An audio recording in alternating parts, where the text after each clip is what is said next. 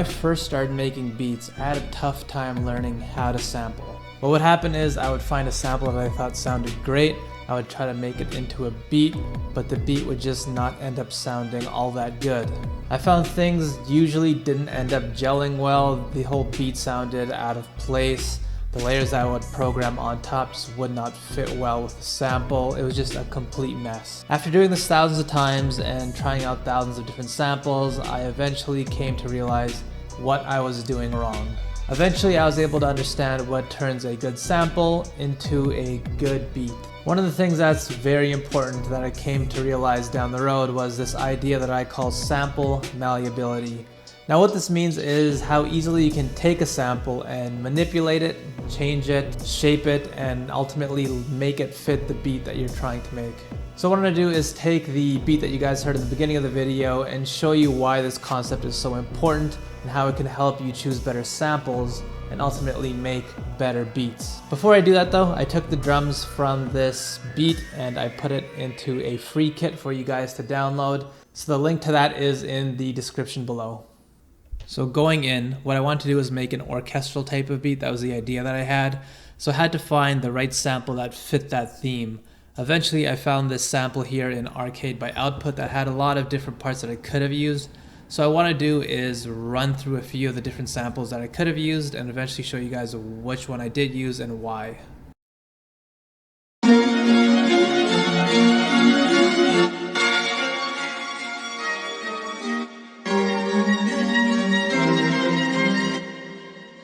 So as you guys can hear, there's just a lot of different samples that I can choose from. These ones that I just played though, you'll notice that there's just a lot going on in them. There's multiple instruments playing.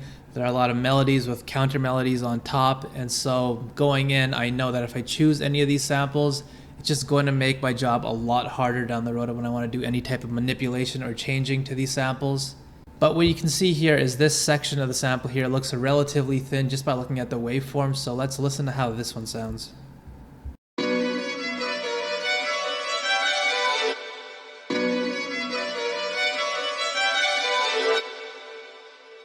So listening to this part of the sample, I can tell this one's going to lead into a better beat.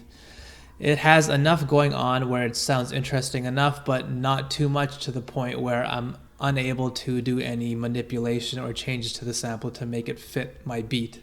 I can also tell though that this sample is not going to loop well. So if we look at the waveform here, it sort of gets louder and louder in volume, and if you heard in the last quarter of the sample, more instruments get introduced. So if I try to loop it, it's going to start off pretty quiet and then it's going to increase in volume, and then when I loop it again, it's going to go back to being quiet. It's just not going to sound balanced. So one of the techniques that I like to do in this situation in order to get it more balanced and feeling more natural is I'll remove the part that I don't like and replace it with another part of the sample that I do like. And one of the good ways of doing this, especially in this sample, is if I were to take the last fourth of the sample, the last quarter here, and remove it and replace it with the part right before it, but just play that part in reverse, it's going to sound a lot more natural.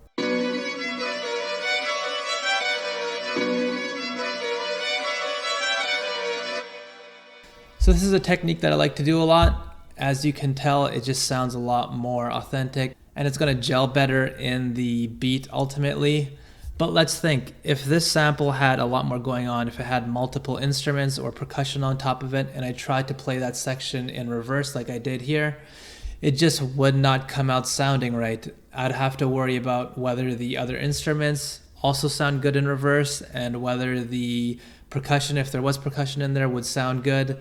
So the only reason why this technique actually does work is because the sample, again, is just so thin and so malleable that it allows me to do these types of manipulations to it. So later on in the beat, I make a B section, and what I did was I just took the exact same sample and did some manipulating to it.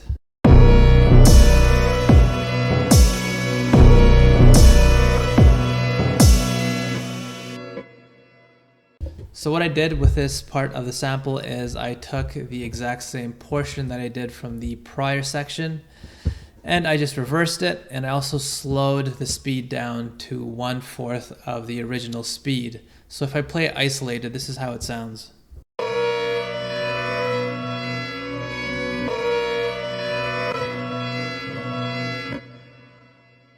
So as you guys can hear, it sounds really grainy and it just doesn't sound as natural. So one of the things that I like to do is add reverb and delay in this type of situation. So what it does is just sort of opens the sample up, it gives it more space, and it makes it feel a little bit more natural. Just because when you have a sound that has a little bit more reverberation on it, it sort of mimics what it sounds like in an actual real space. So if I add these effects on and introduce all the other parts of the beat back into it, it'll just end up sounding more cohesive and it'll actually sound like it fits in.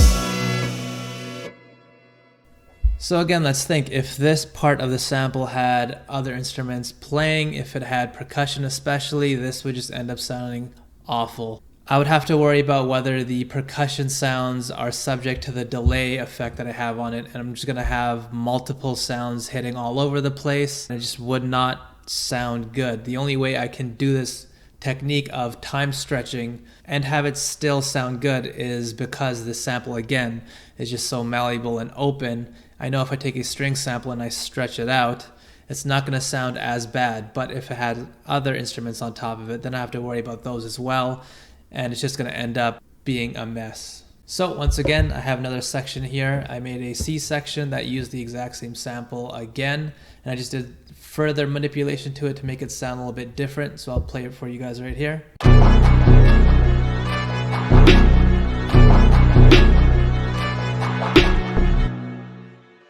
So what I did was I took the exact same sample and I pitched it down 5 semitones.